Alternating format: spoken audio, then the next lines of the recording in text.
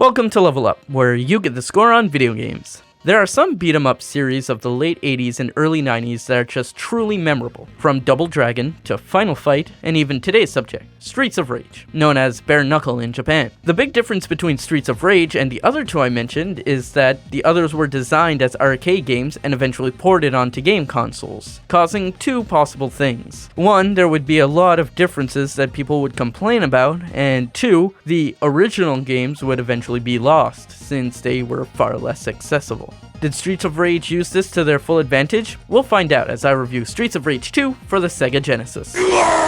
The game starts off 1 year after the events of the first game, with Adam Hunter, Alex Stone, and Blaze Fielding celebrating the anniversary of their victory over Mr. X. The next morning, Axel gets a call from Eddie Hunter, the younger brother of Adam, better known as Skate. It seems Adam was kidnapped by Mr. X, who is seeking revenge. After that, Skate, Axel, and Blaze set off on a rescue mission to Mr. X's hideout. Oh, and this wrestler, Max Thunder, tags along. Really, there's not much info on him, it just says he's Axel's friend and helping them out. I guess it makes sense. If I were Axel and had a friend the size of Max Thunder, I'd probably want him along too. Anyways, the story is a classic revenge plot, but cheesy in such a way that it just works in early 90s video games.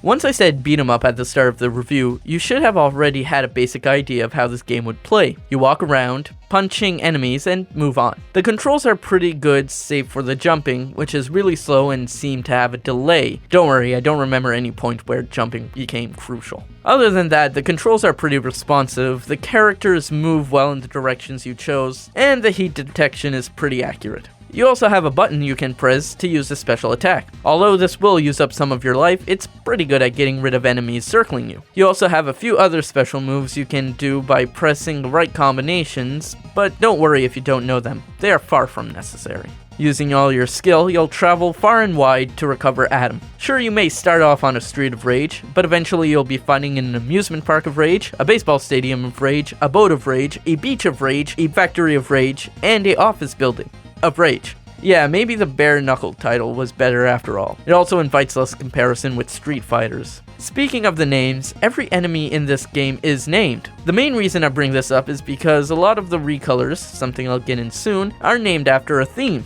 Now, this may sound good when you start with someone named Storm, not the X-Men, who sounds like he could destroy a tiny village. But eventually you'll have to get names like Fog. Really? What's he going to do? Summon Silent Hill? At least there isn't anyone named 60% chance of rain. That would be too terrifying. 60% chance of rain. When the barometric pressure increases, so does the terror. As I've just mentioned, most of the enemies are recolors of other enemies seen earlier. Most of the designs are nothing too uncommon to beat 'em ups. Normal guys in jean vests, shirtless bald guys, fat guys bouncing around, hot but badass looking women, martial artists, and dude with mohawks.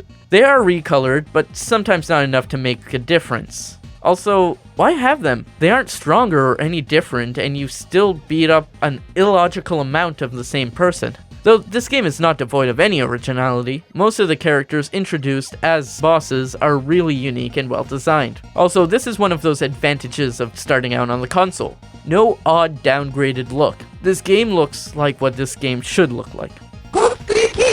If it doesn't sound like I'm overly impressed with this game, it's probably because it's not the game itself that makes it fun, it's the genre. If you're a fan of beat 'em ups, you will like this game. It plays it a little safe, yes, with the omission of the different endings seen in the first game, but while still keeping things interesting enough. The challenge is what's really well done though. It's just at that level of difficulty that, if you lose, you are going to want to play again just to get a little further. If you played for just the first few levels, you might not be overly impressed by it, but if you get into it, you really get into it. I suggest you check it out. It's available on the Virtual Console, Xbox Live Arcade, and a few other collection games. It's a perfectly balanced representation of a genre of gaming that I really enjoy, and there is a reason this installment is the highest rated one of the series. I give Streets of Rage 2 for the Sega Genesis 8.5 levels out of 10. I'm Leo Melanson, and now you know the score.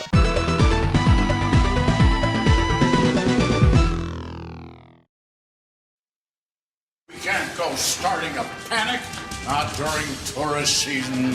I don't care what happens to your tourist season. Somebody has to tell these people that they might need a jacket. 60% chance of rain coming soon to a theater near you. Maybe.